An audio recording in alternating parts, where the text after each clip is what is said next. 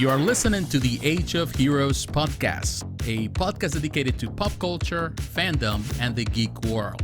My name is JP Sarricolea. I am a digital creator committed to inspiring others to pursue their passions, their dreams, and goals. I am sitting down with creators and influencers from all walks of life to talk about their work, their experiences, and how to make a positive impact. Welcome to the show.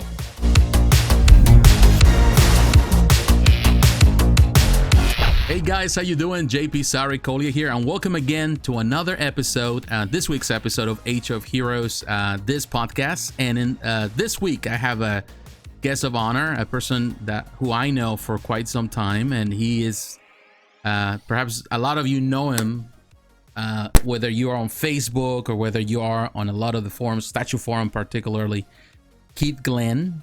And up to this day, I don't know how to pronounce his name on Statue Forum. Number 3 Bagshot Row. That's right. All I know is that, but you know, Keith Glenn is a person who I trust very much. I trust his opinion. He is a very seasoned collector. He's been collecting for 30 plus years. He's older than all the collectors who I know. So when it comes about this hobby, statue collecting, toy collecting, even diecast collecting, a lot of things that have to do with collecting, I know that he knows more than I would say more than 99% of people here. And to me, that I appreciate his insight. He's been a mod, again, on Statue Forum for a long time. When I was reviewing a Statue Forum, I reached out to him many times for a lot of questions, things that we need to do, and he was always there, graceful with me and helping me there. But also he is involved with groups on Facebook. So I know that he has a lot of experience in different parts as a collector, but also as a person that is a leader of collectors and leading and modding different groups. So I want to say welcome, Keith. Thank you for taking this invitation. You, JP. And sir, let me ask you this, because you've been around for a long time. How did everything started? How did you become a collector? Well, I say I probably always had the collector bug.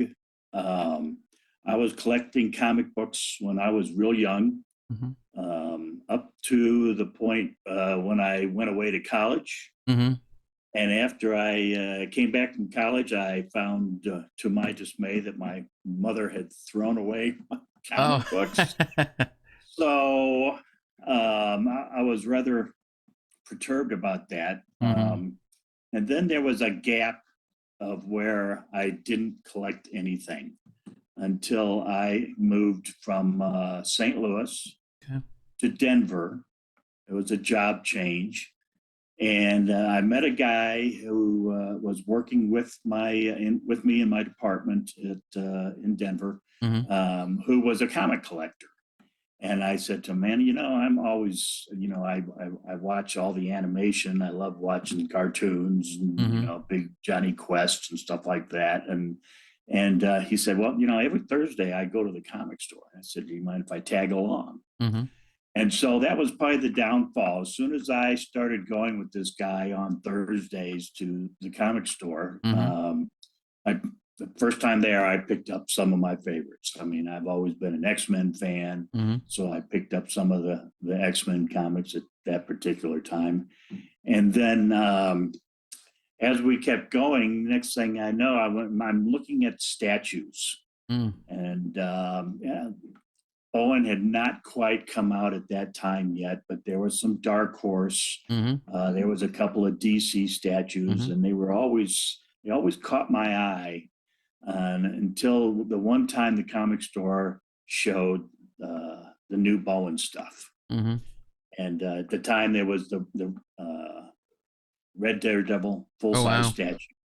I think that was my first statue purchase. And then I also started buying Bowen Designs minibus. And as I collected those and found out more about Bowen Designs, and the internet was still fairly new back then. I mean, a lot of people were still using dial-up to get access and get their email.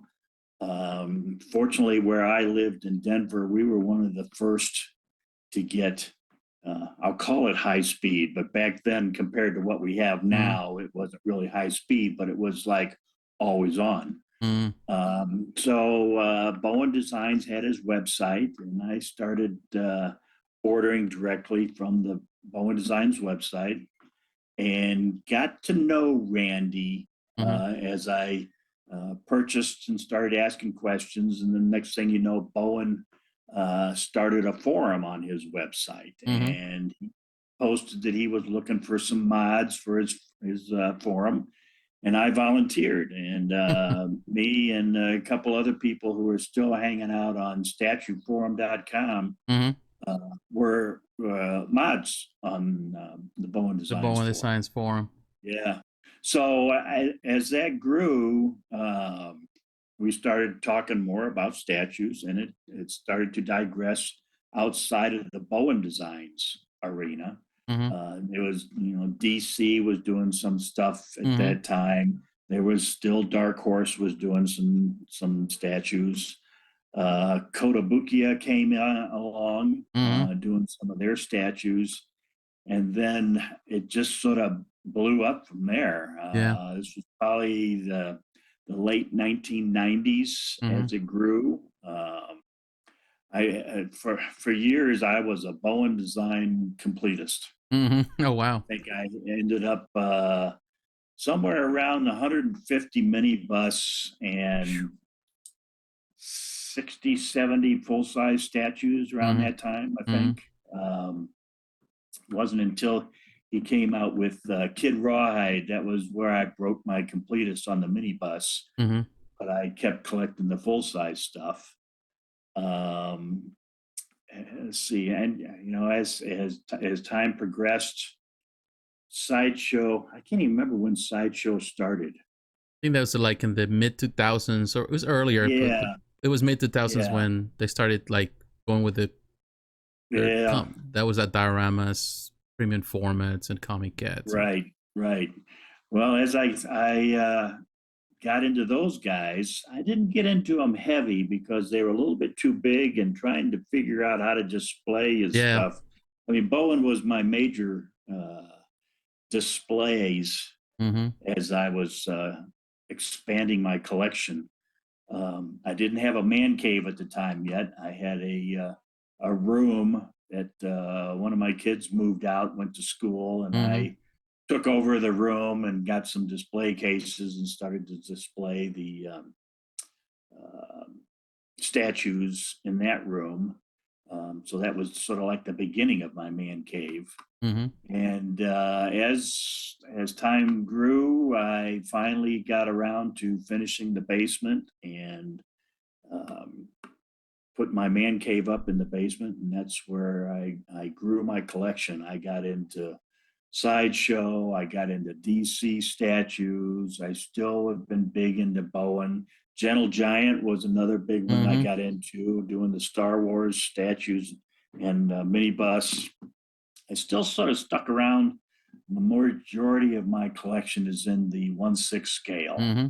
Um, but I would be selective as I got into the uh, quarter scale. Yeah. Yeah, and my collection has always been geared around things that I grew up with. I Mm-hmm. collected Hallmark ornaments, Okay. Yep. and they tend to be DC, they tend to be Marvel, Star Wars, Mm-hmm. Star Trek, Hanna-Barbera, Warner Disney stuff. Yeah. Brothers. Yeah. See, I got into trading cards at one time, Mm-hmm. mostly Marvel. Okay. Had a lot of um, the Marvel. Let's see, the first four sets before they did into the what they call those high-end collectible Those trading cards. master. What was that? Yeah, the Marvel Masterpiece. Masterwork, Masterworks. Yeah. Marvel masterpieces is what Masterpiece. they Yeah. were. Yeah, I had probably 3 or 4 sets of those. And I would, and again, as my completest background came in, I had to Mm. have all the chase cards. So every time we went to, my friend and I, every time we went to the Comic book comic shop. store, I'm trading and I'm buying, and the Comic-Con started getting big in Mm. the early 2000s, so we Mhm. were going to those, and I was buying cards and trading cards. I was still buying comics all that time. Um, I think I've got probably 6 or 7 thousand Oh wow. comic books in my basement.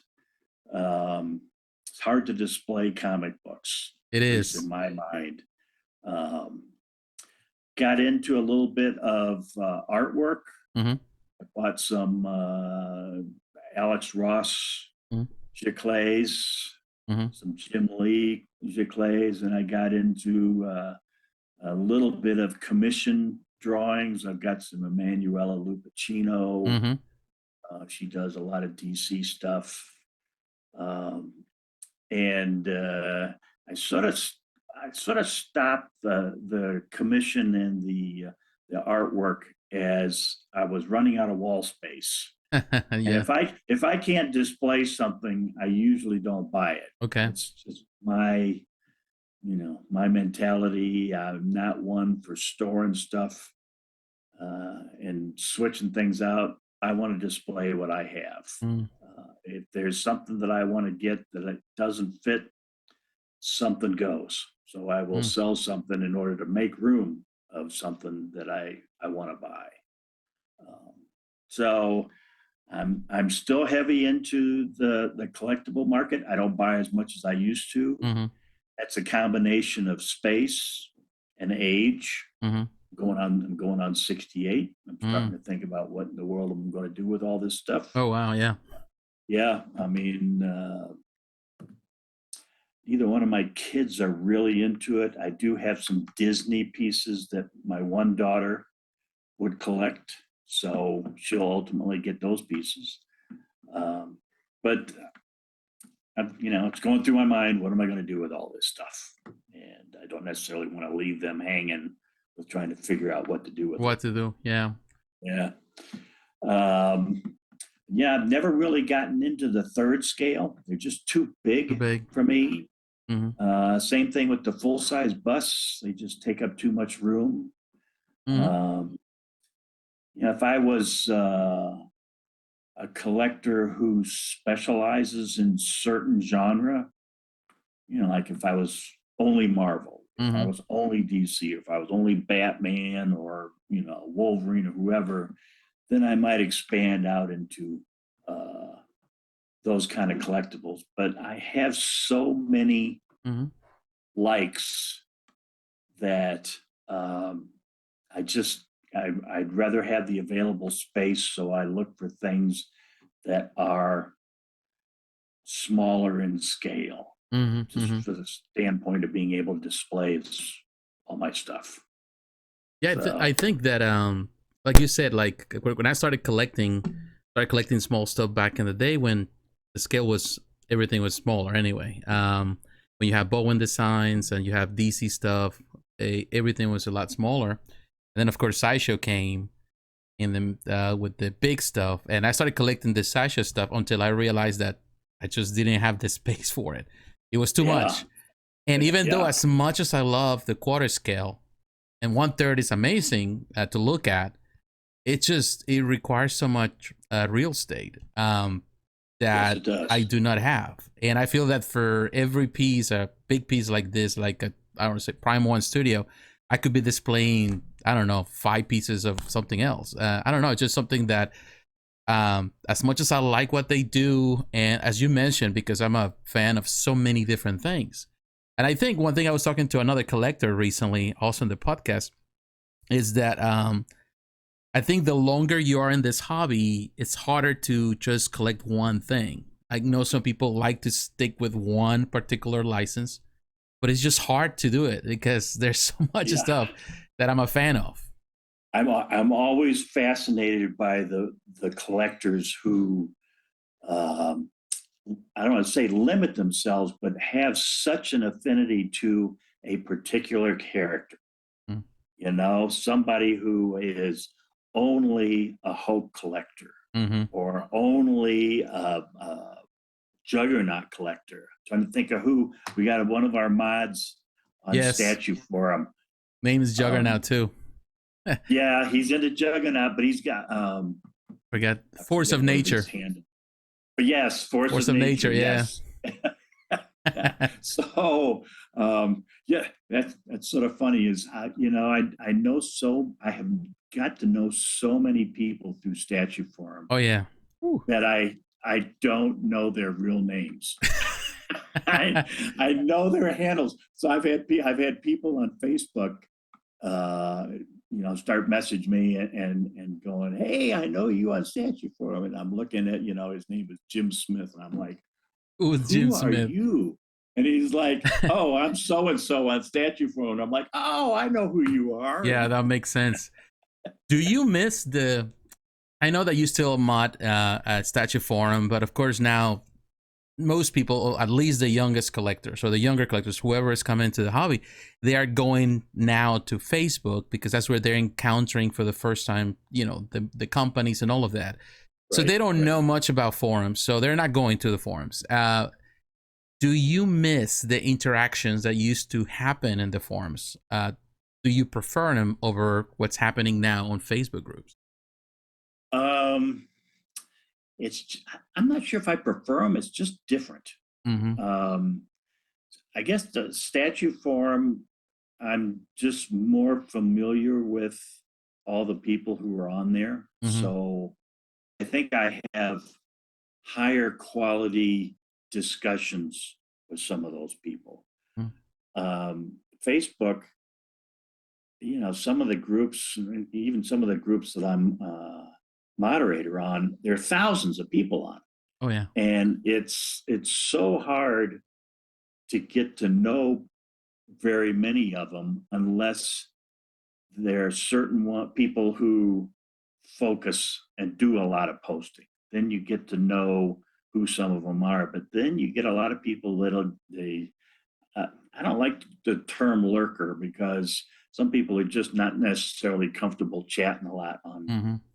on the internet, and we all know the problems that can be caused by people on the internet. So I think there's just a lot of people that just like to look, Mm-hmm. read, and see other people's opinions, but don't necessarily want to. And contributes not the right word Engage. either. Yeah. Engage, yeah. They just would rather be in the background and see what people are collecting. And I like to use it for what's coming up Coming up, yeah. because it's so hard to follow all the companies, and then people will announce them, and that's where I start to get my interest is when people say, oh, something such and such is coming, and here's some sneak previews of it. Mm-hmm. That's how I try to make a decision if I want to spend my money on it or not.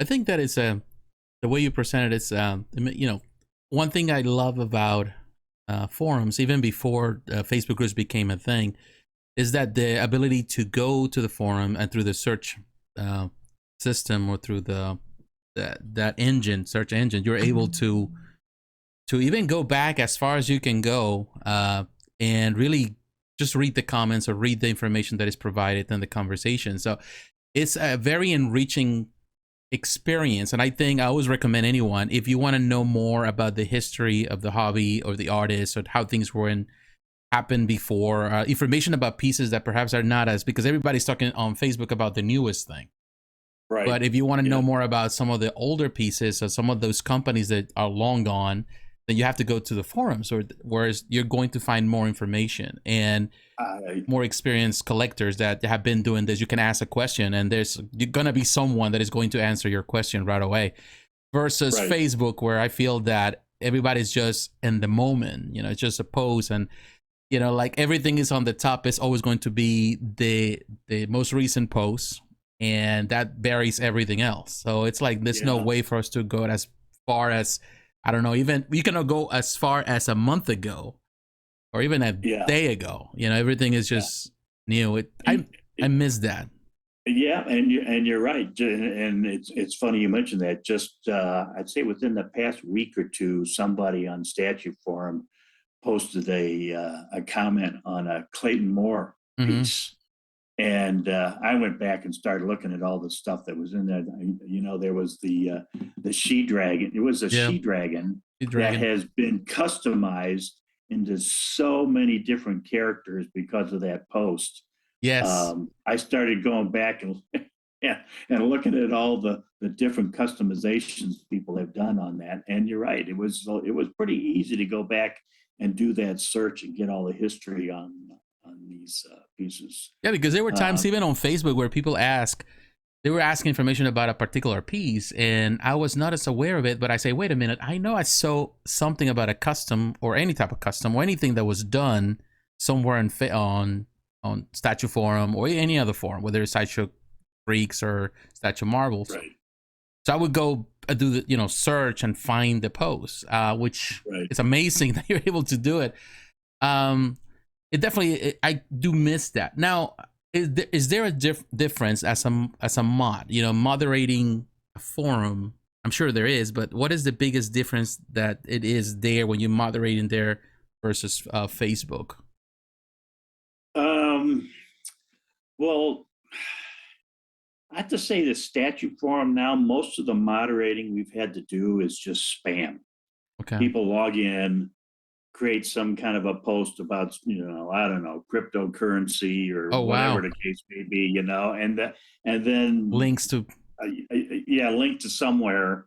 And we got a lot of members that post that will report those. So we just have to go in and usually we delete the posts and ban the member because we don't want any spammers in the forum. On Facebook, I tend to see more negative comments about people's opinions. Mm-hmm. And then also I see a lot more occasions where somehow someone gets politics into something to do with a new statue or a pose or whatever the case may be. And then that always goes down a rabbit hole when anybody posts something like that. We do get that rarely on Statue Forum, but I see it a lot more often on some of the Facebook groups. Yeah. You get I see a lot of, especially on the BST Facebook groups where people are chastising somebody for posting what a price asking for. Yeah. How in the world can you expect to get something, this price or that price or whatever the case may be? Yeah, I've seen those. And of course, the mod pops in and says, look, just ignore it, will you? And I don't understand why people can't ignore posts, but it seems like Facebook, it just invites comments. Oh, yeah. Whatever, yeah, to me, like you say, in reference to the price, I just don't get it. Like you're mentioning this morning, I was reading a comment in one of those groups where somebody posted a price for something, selling a collection, and it's given the list of prices, and somebody just posting that the price was too high, that this and that. And to me, it's like, I feel that people are entitled to sell whatever they want to sell it. There's always going to be a buyer for something. It doesn't offend me. I'm not the one paying for it. I don't feel that. Yeah. An ass opinion. You don't need to post your opinion. If you don't like it, just scroll and keep moving. I just feel that there's a lot of that toxicity that happens a lot on Facebook, which is hard to control. And one thing I would say, and it's something that I would say I admire when I met you and I met a lot of the mods on Statue Forum. What I really like about the mods is that they didn't just pick a person out of nowhere. You were there since the beginning. You have proven yourself to be a reliable person, a person that is not looking for conflict, a person that knows how to pose your opinion in a respectful manner. So it's like you earn your badge of honor to become a mod at some point. I feel on Facebook, there's not the same rule. I feel that sometimes people are just picked because they need mods and they give somebody the job, but there's a lot of people that don't know how to control the crowd. Yeah. Well, I can't say that I haven't gone down the wrong path on occasion. I'm sure there's a few guys on Statue Forum who Them and I probably have not seen eye to eye. And, to tell you the truth, I usually can't remember why. There's so many posts that, especially now that I'm retired, I read almost every post on Statue Forum, and I read a lot of the Facebook stuff. Mm-hmm.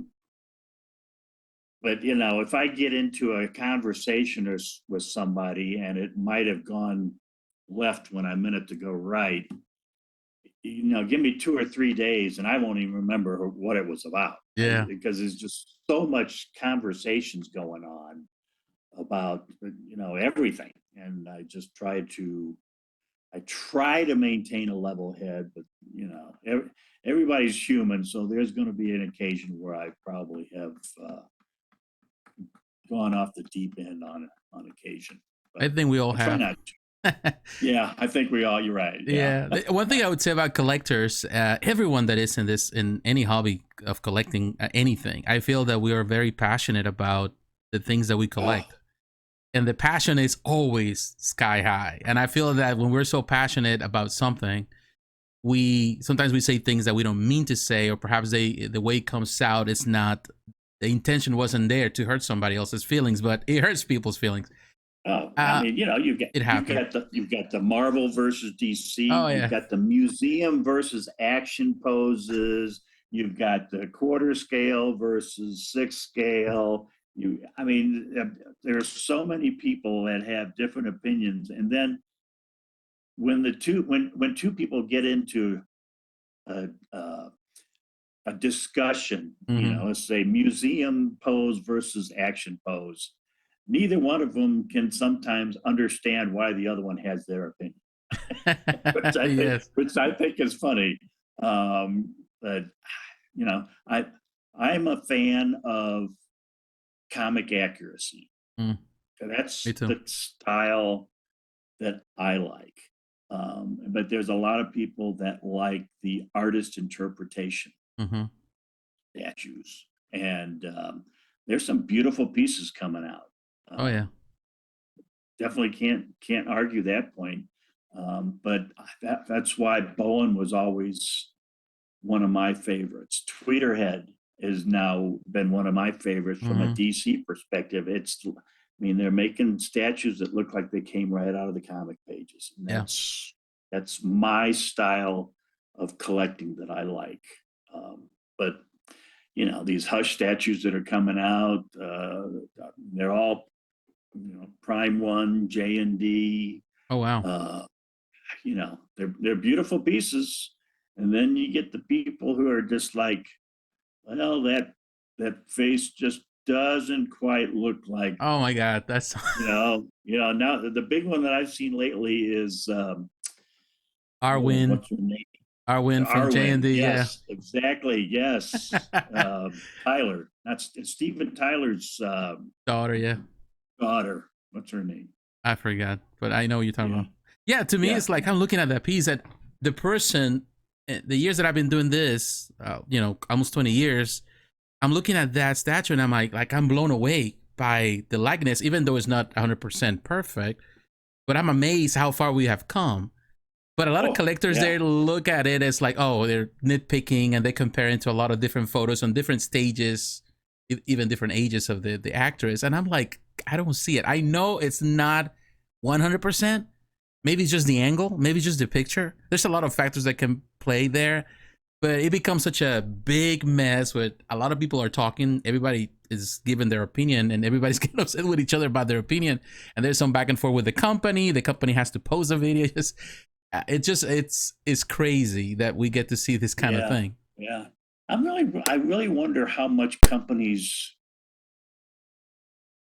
adjust their sculpting based on what they read. Because there's gotta be people from these companies following a lot of these Facebook groups. These guys don't appear to do surveys. I always wonder why in the world how do they determine which figures to make? Everybody online said, well, I want a Dr. Fate, or I want a Hawkeye, or I want this character or that character. And inevitably, they're not made. I Mm-hmm. mean, there's so many focusing on the main characters. How many Mm-hmm. Batman statues do Oh we wow. have? How many Superman statues do we have? I mean, they coming out of the woodwork, and I can't personally justify buying 2 or 3 more Wonder Woman statues when the one that I have in my collection I'm happy with. Mm-hmm. That's a lot of money to spend unless you're a Wonder Woman statue collector. Collector. And that's all. Then I just can't see dropping the money. I mean, we're talking, anywhere between $500 to $3,000, depending on what type of collector you are, Mm-hmm. to get a new Wonder Woman that maybe the one that you got is pretty damn good to begin with. I mean, Mm-hmm. I think I've got 2 sideshow Wonder Woman statues, and I just can't justify buying any more because the ones I have I really like. So it's an interesting hobby, to say the least. It is. It's like I don't know. It's so many. Like you were saying, there's so many characters that can be produced, and companies they just don't get to it for X or Y reason.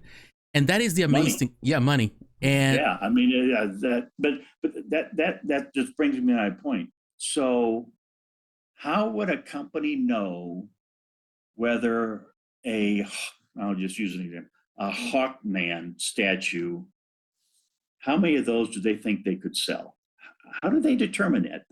I don't see surveys anywhere. mm-hmm. I don't see any kind of mechanism where these companies can try to determine which statues to make, because they don't have any way of getting information from the collector other than what is being sold. Do you think The that? Batman. Do you think that in part it has to do, let's say, with the cinematic universes that we're having? Like I know with Marvel, as soon as Marvel come out with the cinematic universe, since Marvel came up with MCU and all that stuff, I feel that the popularity characters like Thor or Iron Man, they were always popular among comic book readers and statue Yep. collectors, are characters that we love. But the vast majority of people who do not read comics, all of a sudden they want to have a Thor statue, they want to have a Iron Man statue because they are What they maybe. want to have, is they want to have a Chris Hemsworth statue or Robert Downey Jr. statue. That's what they want, because that's what the MCU is. I mean, it's basically the actors portraying these characters. And if you look at the comic book industry, statue designers could use any of the artists for their portrayal. You can use a Jim Lee style Mm-hmm. face for Iron Man, or you can use an Alex Ross style for Iron Man. So it's more based around the artist in the comic book realm, as Mm-hmm. opposed to the MCU seems to be more geared around the actor. The actor. Yeah, and I also think, this is just my opinion, that I think the success of a movie may determine which characters may be made. Mm-hmm. Black Adam didn't do real well. No, I didn't. So will they see a Dr. Fate? Will they see a Hawkman? Mm-mm. I don't know. I would question, and if I was in the statue business Mm-hmm. of making these things, I would be reluctant to spend whatever it is, $1 million, $2 million, to go through the whole design manufacturing phase to make X number of, I don't know, hot toys or statues or Mm-hmm. whatever of a character from a movie that didn't do well. That is true. Like you see, for example, with Guardians of the Galaxy, and I know that you were not a fan of that movie. You're I'm not not a a fan fan of of the those whole. movies. I remember you expressed that many times too. But because of how popular these movies were, all of a sudden People who did not know about who the Guardians of the Galaxy were, all of a sudden everyone is a fan, and that's when you see companies producing statues of the Guardians of the Galaxy that resemble. And it's not even just the main. You get some of the I'll call them B and C character are being, especially Hot Toys is making almost all the characters in those movies. It's. What do you think now that you brought that Hot Toys thing? What do you think about the way, like, for example, talking about Sideshow? Sideshow is like, they are the distributors in North America. I think also worldwide. They do a lot of distribution. And you see, like, for example, on the groups, on the Sideshow groups, the vast majority of the people there are not statue collectors, but they are Hot Toys collectors. How do you compare one with the other? They're two different communities. They're very different in some ways, but there are also a lot of similarities. What do you think about the toy community versus the statue community? Do you have an opinion in reference to them? I'm guilty because I collect Hot Toys too. Me too. I mean, and I've got, you can sort of see behind me, there's my Star Wars collection over my shoulder. I don't know. I probably have got 50 or 60 Hot Toys, mostly Star Wars. I've got the original Avengers. I've got the Michael Keaton Batman. I've got the Christian Bale Batman. I'm more of a hero collector than a villain collector, although I do have some, but I'm mostly into the heroes. Well, for one thing, the Hot Toy collectors, you can get into it for a lot less than getting into statues. That's true. And you can display, it's like Bowen, you can display a lot more of them than you can quarter scale. In the average home, you can. I know there are guys that, have statues all over their house. And I would be willing to bet a majority of those are probably single. But anywho, back to the Hot.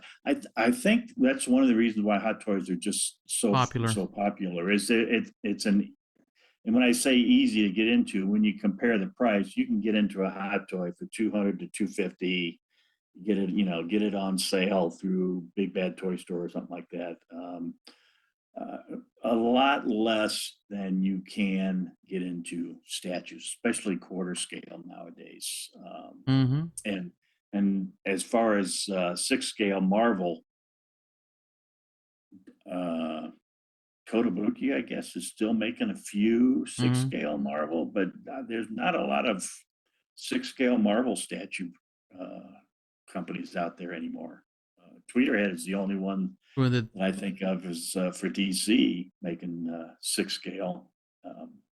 So your options are sort of limited. If you want to get Marvel stuff, you're almost going down the Hot Toys / Sideshow path. Do you think now, when you're mentioning this, because I think that I know when Randy with Bowen Designs went out of business, of course there was this time where nobody knew exactly what was in the end, what would be the end result of that. I think that was the hope that he would come back. Then of course went through his divorce and all of that. I still feel that I don't know how many years it's been a while since he left. More than 5 years. I still feel that there is like a big void in the market for someone to take that mantle, because to me, I don't think anyone, even the biggest companies, and there's big companies doing amazing stuff now, but no one has done the volume on the bulk that, and the way he did it for so many years. I think Randy was an innovator. He was the one actually that built the way we're doing business now. Yes, he did. I still have my fingers crossed that he's going to come back. I really hope he does. There's a lot of 6-scale Marvel pieces I would love to have in my collection that if he doesn't come back and do them, I don't think they'll ever get done. And commissioning them is just pretty expensive to do. I don't commission very many pieces. I think off the top of my head, I've got 3 Calvin and Hobbes statues that I've commissioned. I Which are have amazing pieces, by the way. Thank you. They're probably my pride and joy. I have a Johnny Bravo that I commissioned years and years ago. And I'm on a group that's doing a Supergirl quarter scale commission. I haven't really been a fan of any of the Supergirl statues that have been released. So I found a small group that's making one that they've designed, and I like the design. So I'm put the deposit down, and I'm waiting for them to just build it and paint it and ship it, and so I can put it in my collection. So what do you think about this customizers now? Like there's a lot of groups also just specializing on that. What do you think about there it? are, and they are dope looking. I mean, some of these guys are talented beyond belief. And the pieces that come out, I'm very impressed with a lot of them. Some of them, I'm trying to think of who the one that there's a group. Well, I shouldn't even mention names because they might get in trouble. So I'll just say this: there's some groups out there that are pretty good at superhero statues, and there's a couple of groups out there that are doing I'll call them sexualized female superheroes. They are very popular. They are very popular. My wife would kill me if I ever get into that kind of thing. I was going to say, I wouldn't mind having a couple of them, but I know for sure they're going to be probably an eye roll from the spouse. Yeah. Putting them in the collection. But I mean, I've got a couple of, I've got the Deha Thoris. That's pretty over sexualized, but it's just a beautiful statue. And I've got the Tarna from the Heavy Metal movie, and Fathom. Yeah, that was a sideshow piece. And I got a Lady Death in my collection. So I'll say I have my share of sexy ladies in my collection. Yeah. But one of my favorites is Elvira. I've got a few Elvira pieces that I really like. So you just get it down, in your path, the things that you really are interested in. I'm, like I say, the things that I grew up with. I grew up watching Elvira on Saturday nights when she was doing the horror shows on TV. So that's one of the reasons why I latched onto her. So, plus Chad from Tweeterhead is a good friend of Elvira. Yeah. Elvira. Yeah. I forgot her. Cassandra Peterson. Yes. Yeah. So, but it'd be interesting to see where the collection goes. I'm seeing a lot more people online selling their larger scale stuff. Oh yeah. And I think space is hitting a lot of people's. I think a lot of people are hitting the wall when it comes to space. They I think they may order too many. It's so easy to get the fear of missing out attitude when somebody's showing some of these awesome statues. And then when the big boxes start showing up, where am I going to put these things? Yeah. Like, I cannot believe like some of these statues, particularly some of the like XM Studios or Prime One Studio coming in 2-3 boxes. It's like, to me, unthinkable. What am I supposed to do with those boxes? I don't even care about the pieces. Like, where are you going to put those boxes? I know. I've got 2 XM statues. I've got one of the first Thors that came out, and then I have the Magdalena. Oh, that's a gorgeous piece too. That was that's one of those things where I'm sorry. I wish I hadn't spent the money. I was at the Denver Comic Fest, Uh-huh. and I have a good friend of mine who has a toy store. That's where I get a lot of my deals through. I help him, I help him run his booth Mm-hmm. at the Comic Fest. Well, we happen to be right next door to the XM booth. Mm. So as I'm standing on the outside of the booth, watching people coming in, because my job as I'm helping him is to make sure nobody's stealing stuff off of the shelves. Mm-hmm. Mm-hmm. So it's more of a security type thing, but Mm-hmm. it's also talking to people about collectibles and, and stuff. And anyways, as I'm standing outside my friend's booth, the XM booth is like right there, and I'm staring at they just put out the Wonder Woman, Aquaman, Superman, and Flash 1/6 scale Mm-hmm. statues, and they had the Magdalena there, and I can't remember what else. And anywho, as I'm sitting there watching them, or looking at them, I should say, I ended up buying the Magdalena and ended up buying the XM Flash piece. I just Couldn't resist. couldn't resist myself. Yeah, so uh, it's an interest. Like I say, I love the hobby. It's just an expensive hobby. It is For an sure. expensive hobby, but it's just like, I don't know. Like some days I say like I'm gonna quit, but then you look at the stuff that they're coming up with, and you're like, man, they just reel me in. It's like there's so many things, and the art, it just gets better and better and better. It just blows my mind what some of these artists are doing now. It's just not diminishing the work that was done years ago, because some pieces are still amazing, and I still love the classic Bowen stuff. But some of these companies are doing some things that are just gorgeous. Like you were saying, like Yes. Twitterhead. Now Twitterhead has been the company that has been picking. I'm the one that I have so many pre-orders just for this year with Twitterhead. I'm in love with their 1/6 scale, with, even though it's larger than 1/6, but I'm in love with this new collection they have.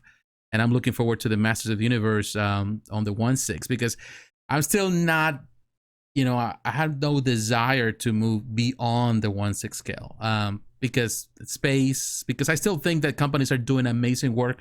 Just like looking at the Twitterhead, those are, to me, like for example, the Superman that they just came up with, or the Flash, and I think Green Lantern is coming, Jon Stewart's coming very soon. Just amazing to look at. There's Yeah. You can go to Sideshow, they also do amazing stuff, but I think that I have enough, with those pieces. I don't think I need something else. I have to be real selective on the quarter scale, and it comes down to space.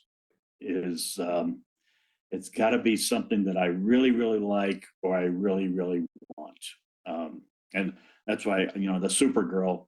I've been wanting a Supergirl in my collection for a long time, and I haven't been real keen on the ones that have been released. So I just keep waiting and waiting, and then I get more into watching. I get not only watching, but I get invited into a lot of the customization Facebook groups. Mm-hmm.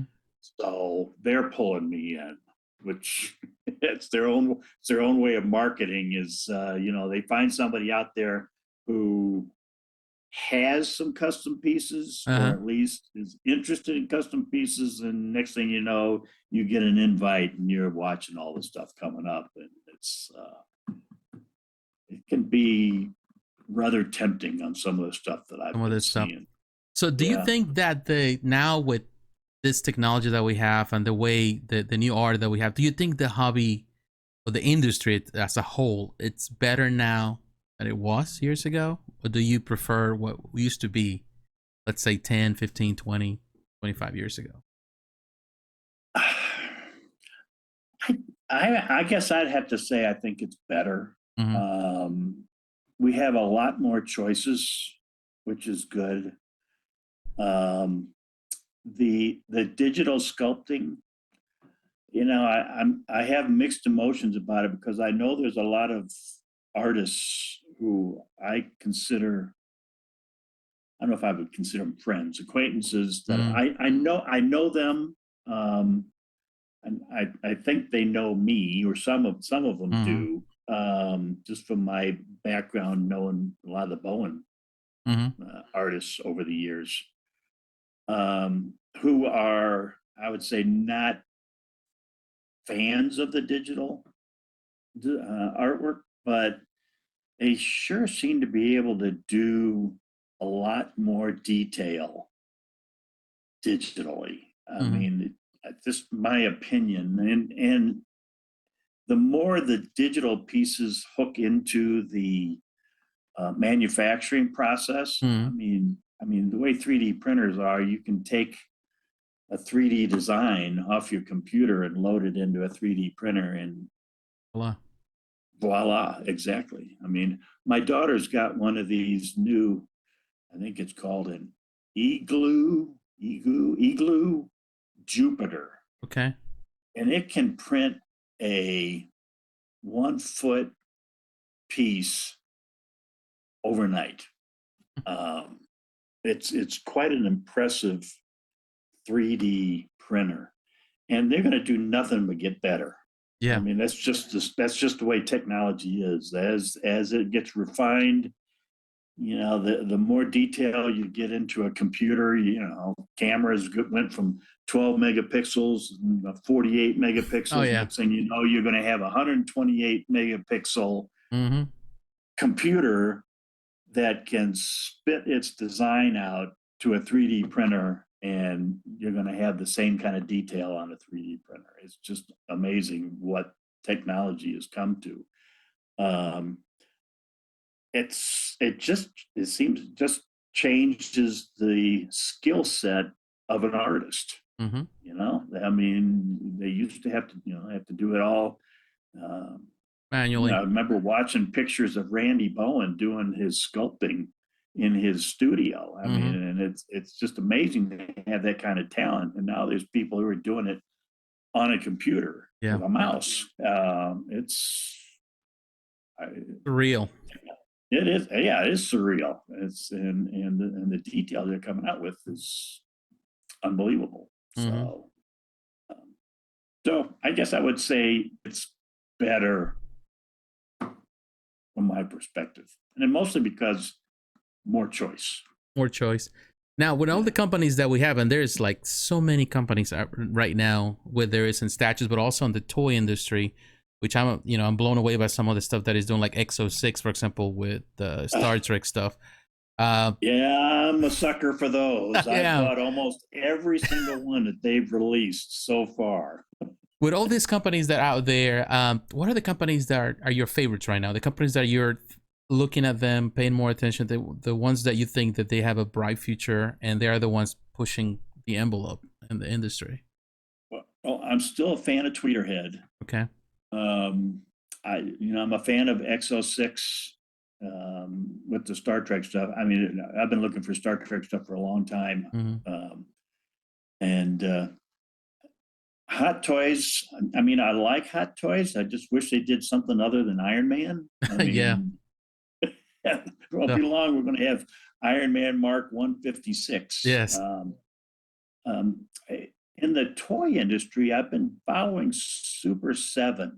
They've got some really cool Disney pieces. And I mean, I used to collect 6-scale action figures. I'm glad I got away from that. But when you look at the action figures that they're creating, their detail is awesome. Oh, yeah.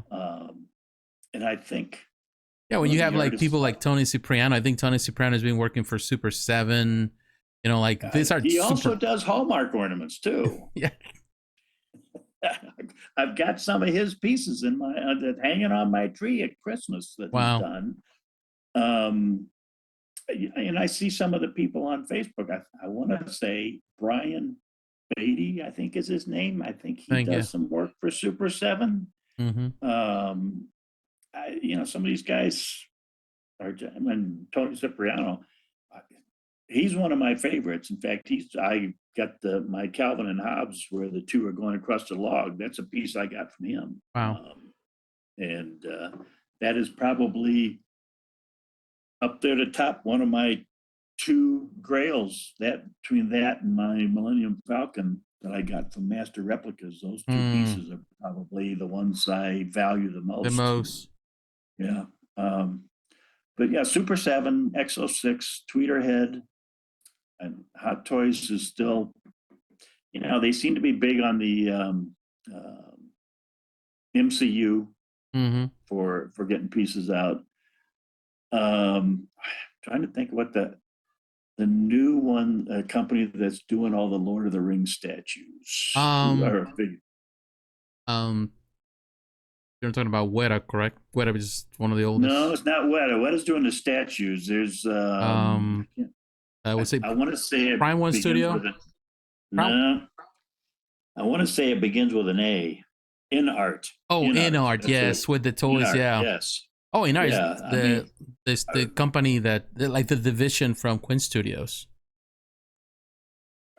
oh, are they really? I Yeah, bet I didn't know. yeah. InArt is a division of Quinn Studios, and what they do. Well, Quinn Studios does the statues, but InArt is the 1/6 scale figures.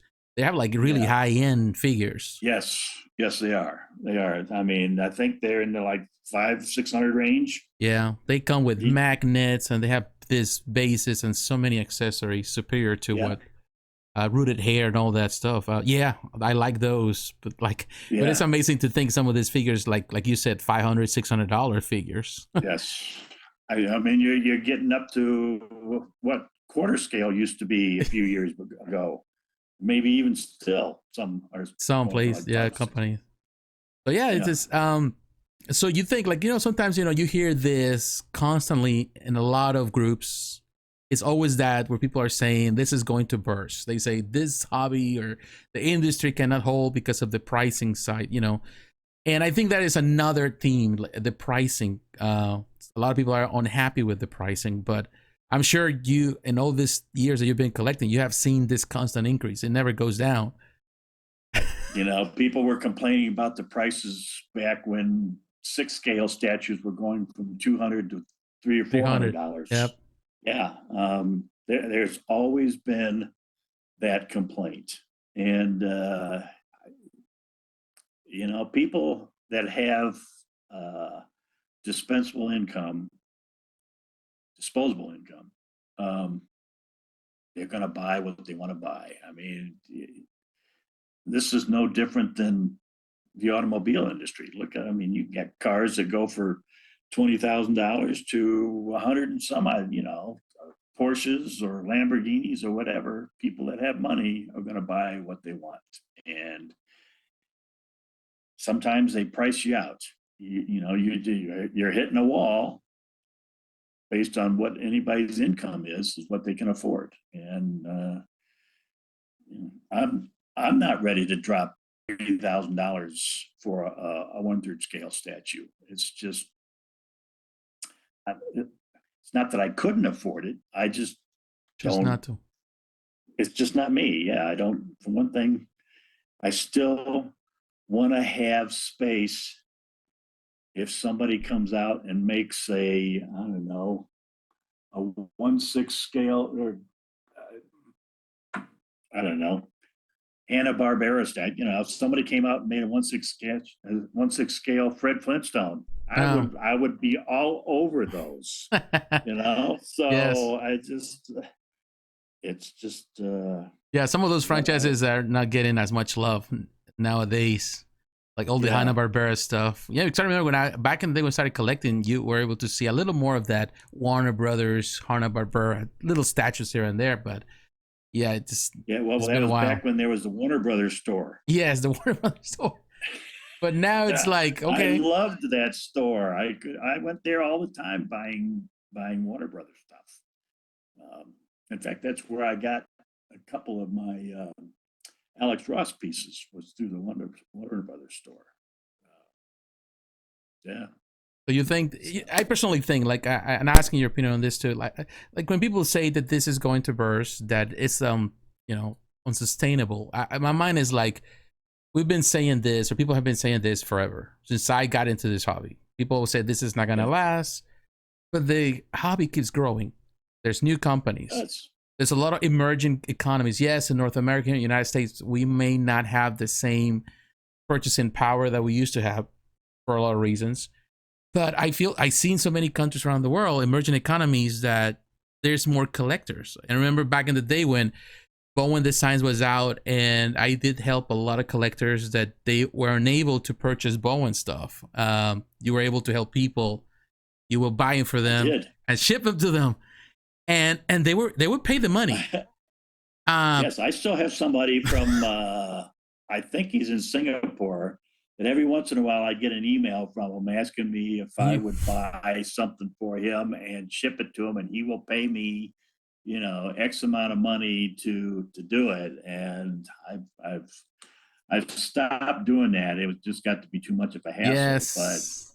Yeah, because I had a couple of people that even when back in the day, like money, they will send me money Western Union, people from Vietnam or the Philippines, and you have to go and get some Western Union money in order to do the whole transactions via PayPal here in the United States. It was crazy, but you did it, for fun. But I haven't done that in a while. But it's just to me, and some of these companies, some of these countries amaze me that they wanted to have so bad what we have here, and now they have a lot of those companies are there now, and now we want the stuff from them. It's like the tables have been turned. It's interesting. If you look at some of the people posting from Asian countries, and they show some of these stores in the mall. Oh my God. Where you might see an XM store in a mall or a Hot Toys store in a mall. I mean, you won't see that here because they don't make enough money here to support a store in a mall. But obviously over there, I mean, Asia's, there's a lot of money over there. The Middle East. So, yeah. So let me digress down another path as far as where these statues are made. You see that switching out of China? I mean, not to get into politics, but the whole thing around Taiwan and China could impact where some of these companies manufacture their goods. And I'm sort of wondering if, maybe India might come into play, or Vietnam or Singapore might become more into the whole manufacturing process, because it seems sort of iffy what could happen over there if all of a sudden, they're making these statues, but they can't get shipped to the United States or anywhere. We've already seen what kind of impact the shipping can have on the supply of our collectibles. And that was only because of the pandemic, but not because of sanctions. And sanctions, stuff like that. Yeah, I think talk about it. I remember probably a few years ago in the podcast, I had this conversation too, where, we were talking about emerging manufacturing countries, and of course, India is one of them, which is considered, in this case, a potential there. If things go south with China, to be probably a place where they're gonna manufacture a lot of things. Another place I think it's been in the talks of course, doing things in Latin America, perhaps Mexico, perhaps like the Dominican Republic, things like that. The only thing is that China, because they have the raw materials, they've been doing this manufacturing for so long, they have been able to control it. But I think it depends on the countries. It depends on American companies for them to American European countries to really find another solution to manufacture outside of China, which I think eventually is going to happen. How it's going to happen, we don't know right now. It's so much uncertainty. Of course, you have the war in the Ukraine, the war with Russia, so many factors that can really affect them. Right. Sometimes people are not paying attention, and sometimes that's one of the things that gets to me when people are talking about the price, particularly during the pandemic, now that we are double the price before the pandemic in most collectibles, for most everything. And like people kind of miss all these situations happening globally that in the end affect whether is the value of the crude oil, which in the end is what really creates resins and all the materials to produce this, collectibles. The shipping, I was working for a company when the pandemic was happening, and the shipping was skyrocketed for us. We were shipping from China, from Singapore, from other places, and it was, you were bidding, trying to get those containers, and the biggest bidder is the one that gets the container. Of course, it has normalized a bit, but there's so much uncertainty. There's still the fear of having another pandemic at some point, and ultimately, like I was telling people, it's the same as where you can see eggs now in America. We're paying so much for eggs, and people say that it makes no sense, and says yes, it does, because one thing that happens in a global economy, something that happens in a small corner of the world, is going to affect us the way, this sickness happened in China, and we didn't expect to affect us the way it did. So it's crazy, but that's another theme. That's maybe another episode. But it's just a lot of things that sometimes we don't think as collectors. And I think that we have to be very selective now more than ever in what we buy, how we spend our money. Yep. Particularly when a lot of these collectibles that we buy are not going to gain any value. They're going to lose value. They're already overpriced as it is. So just spending, like you were saying early on, $3,000. One of the reasons I wouldn't spend $3,000 on a statue, first, because it's too big, the space limitation. And another thing is, like, am I gonna get my money's back from $3,000? Because even though I'm not planning to sell something right away, you always have to have the idea of investment or what you do with something. Like if something happens to me, if my wife wants to sell it all, like if she's gonna get some of that money back, or is gonna lose it all, it's fool's money. Well, so, not only about the money, it's the time spent to do that. We all know how much effort it is to sell a statue online. Yeah. That's what I don't sell anymore. I got a couple I put online, and I just if they go, they go. If they don't, it's still sitting in my house. So. And I was actually thinking about it this morning. I was thinking I need to find the time to sit down, maybe make a will, but I need to make a will anyway. But to sit down and kind of give my wife a plan, or my daughter, whatever they want to do, like tell them this is what you need to do. This is how much this is worth. Or at least, where you can go and find the pricing for this. Right. Because if not, they're going to sell it for peanuts, because they're not. And that is the saddest thing, when they don't know what to do with it. And I don't want no one to come and take advantage of it and just say, hey, I give you $50 for it. And yeah, that's ultimately what could happen if somebody doesn't know what the value is. The value of things. Well, now coming to the end of the podcast, Keith, and man, you have said a lot of great things here, and I definitely value all the insight. But I want to ask you this: what would be the advice that you would give to any collector, regardless of how long they've been here, based on your experience, based on what you have learned over the years doing this? What would be your advice to them? And I know that a lot of young collectors, they come here because they get emotional, but they see something on Facebook or whatever, or on Instagram, and they don't know, they just buy things and whatever. But what would be your advice to all of them, as you have come a long way doing this? I guess I would say, buy what you like, not what people online are saying is good. There's so many things that I've seen people posting that, this statue is so great, and the pose is fantastic, and whatever the case may be. I look at it and I'm like, it really doesn't do it for me. And so I only look for the pieces that I like. Do I like the pose? Do I like the genre? Don't get wrapped up into the fear of missing out, as it's so easy when other people are saying, oh, I'm going to pre-order this, I'm going to pre-order that, I'm going to get this. And as you start seeing more and more people saying they're going to buy something, don't go out and buy it because you think you're going to make money on it. Buy it because you like it, and it's something that you want to put on display in your house. that will look nice. Mm-hmm. I guess that's what I would say. All right, Keith. I want to say thank you for that. And I definitely, it's the advice is just, it's always a sound advice. Just buy what you love, and right.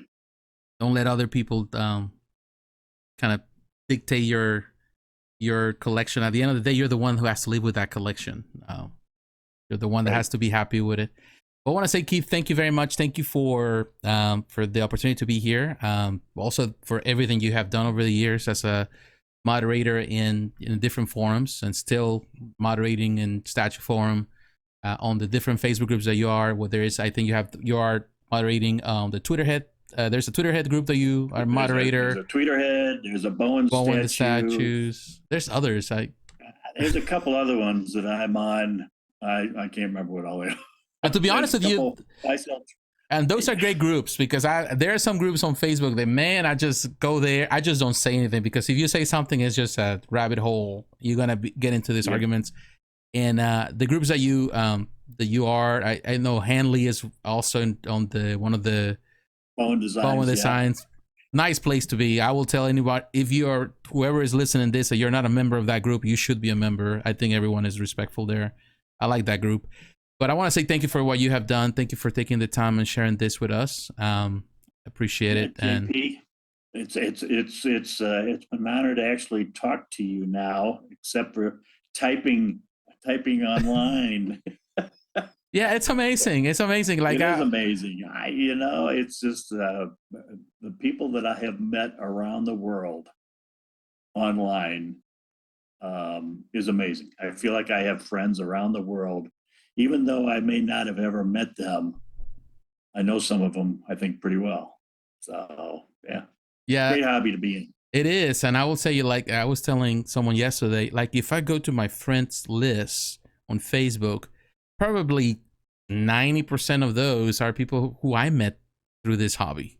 People that otherwise I had never met. Like, if I'm just include my group of people who I went to school with, my coworkers, my family, but the vast majority of people who are friends, I'm friends on Facebook, are people that I just met, and I never really talked face to face. I just type things, whether it's in Statue Forum, YouTube, or on Facebook, and it's an interesting group, from all different backgrounds, places. It's an amazing experience. It's an amazing hobby for sure. Even though sometimes we may hate a lot of things that happen in this hobby, I still think it's an amazing hobby to be part of. Yep, I agree. All right, Keith. Thank you, my friend. JP. You too. Thank you, sir. See ya. Bye-bye.